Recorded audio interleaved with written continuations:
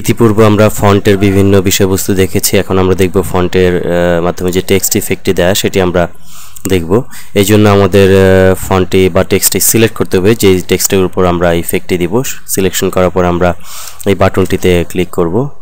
এই আইকনটিতে ক্লিক করে আমরা এখান থেকে ফন্ট ডায়ালগ বক্সের টেক্সট ইফেক্ট বাটনে ক্লিক করব। দেন এখান থেকে আমরা টেক্সট ফিল, এখানে আমাদের সলিড ফিল অর্থাৎ আমাদের সলিড কালারটা কি হবে সেটি, এবং নো ফিল যদি আমরা কোনো ফিল করতে না চাই সেটি সিলেক্ট করব, এবং গ্রেডিয়েন্ট ফিল্ডের মধ্যে কিছু প্রিসেট আছে আমরা এখান থেকে প্রিসেট সিলেক্ট করব।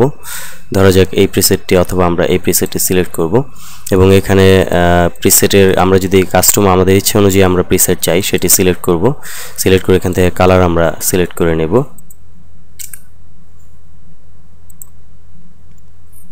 ধরা যাক এটি আমরা ব্ল্যাক দেব, এবং মাঝখানেটি আমাদের হোয়াইট, এবং এটি আমরা রেড। এবং এভাবে আমরা যদি আরও নতুন কোনো কালার যোগ করতে চাই সেক্ষেত্রে আমরা অ্যাড গ্রেডিয়েন্ট বাটনে ক্লিক করব, এবং এখান থেকে আমরা নতুন কালার সিলেক্ট করব। দেন আমাদের যদি ট্রান্সপারেন্সি দরকার পড়ে সেক্ষেত্রে আমরা ট্রান্সপারেন্সি সিলেক্ট করব, এবং ব্রাইটনেস ইত্যাদি আমরা সিলেক্ট করে নেব। সিলেক্ট করে দেন ওকে বাটনে যদি আমরা ক্লিক করি সেই ক্ষেত্রে আমরা দেখতে পাবো যে আমাদের টেক্সটের সেই ইফেক্টটি হয়েছে, এবং আমরা যদি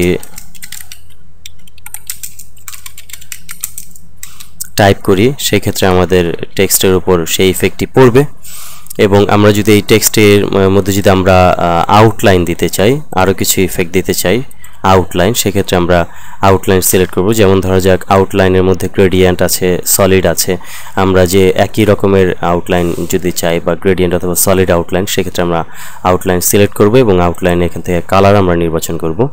ধরা যাক আউটলাইন কালার রেড, এবং আমরা এখান থেকে আউটলাইন কতটুকু মোটা চাই সেটি আমরা সিলেক্ট করব, এবং এখান থেকে আমরা আউটলাইনটি কোন ধরনের চাই সেই ধরন সিলেক্ট করব, এবং ড্যাশ টাইপ চাই কিনা বা অন্য কোনো আকার চাই কিনা সেটি সিলেক্ট করে নিয়ে আমরা ওকে বাটনে ক্লিক করব, এবং আমরা ওকে বাটনে ক্লিক করলে আমরা সেটি ইফেক্টটি দেখতে পাচ্ছি। এবং যদি আমরা এটি বড় করি, কিবোর্ড থেকে কন্ট্রোল প্লাস থার্ড ব্র্যাকেট যদি চেপে আমরা বড় করি, আমরা দেখব এটির মধ্যে আমাদের আউটলাইন ইফেক্টটি পড়েছে। তো এভাবে আমরা একটি ফন্টের টেক্সট ইফেক্টের মাধ্যমে আমরা টেক্সটের ইফেক্ট দিতে পারবো বিভিন্ন ধরনের।